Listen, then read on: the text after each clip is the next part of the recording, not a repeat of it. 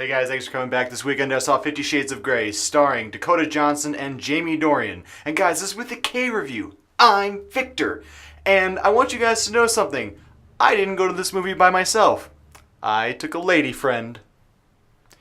She hasn't called me back. But she will. With a K review.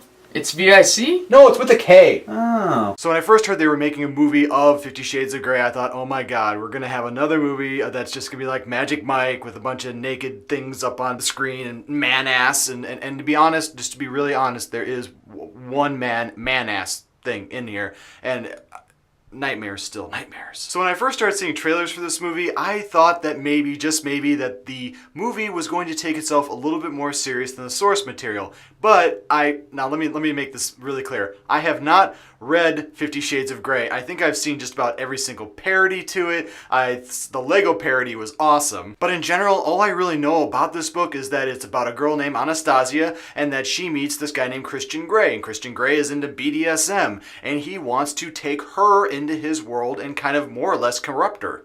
Kind of like Star Wars. Seriously, this is kind of like Star Wars. But I did think that this movie was going to have something else that was going to be in it because it is directed by Sam Taylor Johnson and the screenplay for this movie is also actually written by a woman who also wrote Saving Mr. Banks.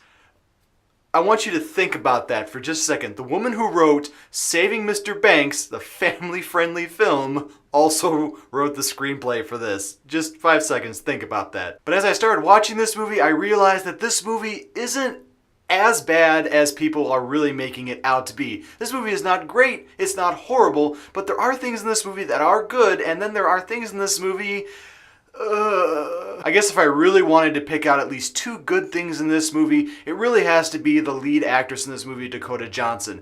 I have not seen this woman in anything else. She's been in a bunch of other things that I have seen, but I've not remembered her from them. In this movie, she does do a pretty good job of playing like that sweet and innocent girl who's trying to be, you know, basically attacked most of the time by, you know, this other guy, and I really mean that. There are times in this movie that when Christian Grey starts to come after her, he does things that are like really creepy that I really don't think any other woman in the entire world would not take a taser to his face. But Dakota Johnson does do a really good job with the sweet and innocent thing, and she does play off of him pretty good, but there are a lot of points in this movie where she just says things that just feels like she's in high school. There's like one point where she's like, you know, catches him in the street and he catches her and like, then he says, I can't be with a woman like you because I'm so dangerous and blah, blah, blah, blah, blah. And one of the other things that I actually did like in the movie was some of the interactions between these two characters, because when you have two characters that are like polar opposites and they start to come together and then one of them doesn't accept the things that the other character has,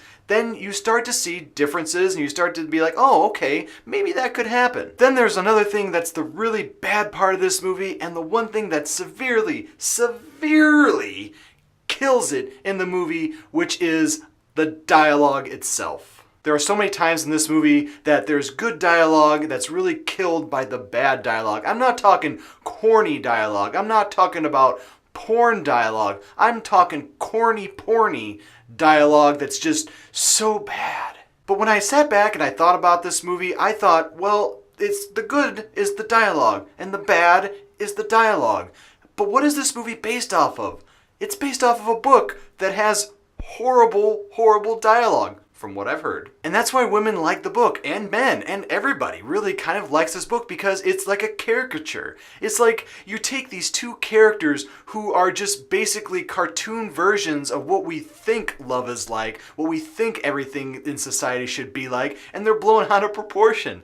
And that's why people like it. And that's why when I was at this movie, I left, I didn't hate it. And even standing here right now, I feel really weird saying that this movie is not the worst thing that I've seen, but I've come to a conclusion that when you have a movie that's based off of something like 50 Shades of Grey, you just can't help but just say, eh. So in general, I really I don't know what to say to you guys. I don't know whether to tell you guys to go see this movie or wait to rent it at home or see it on Skinemax maybe. We go to these movies because we want to be entertained. And when I got done watching 50 Shades of Grey, I was slightly entertained. All the BDSM in it and whatsoever was just there. I mean, there wasn't anything that was really driving the plot other than she hadn't signed this contract, which was like the main focus of the movie. And what was just kind of weird at the end is she got mad about one thing. Literally, one thing that this guy did after he had done a slew of other things to her.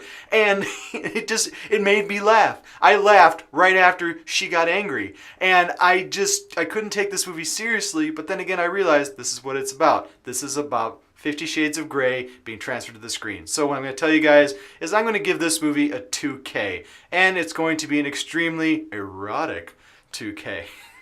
So if you guys want to go see this movie in theaters and pay whatever you want to go see it because you have read the book and you are interested in seeing this movie, I would say definitely go see the movie in theaters if you've read the book. If you haven't read the book and you aren't interested in seeing a movie that's really corny and has all sorts of bad dialogue and just all sorts of bad things with it, but does have an actress who gives it her all, I would then just wait for it to come out on Blu-ray and rent it and maybe put it in your top 50. And as always, thanks guys for watching my show. I do appreciate all the viewers and subscribers that I do have. Make sure to give me a whack right here if you want to subscribe to my channel. Whack up there if you want to see any of my past reviews. And let me know guys in the comments below, what is your favorite erotic movie that actually did have a storyline with good actors and good everything, and when you left, you felt satisfied?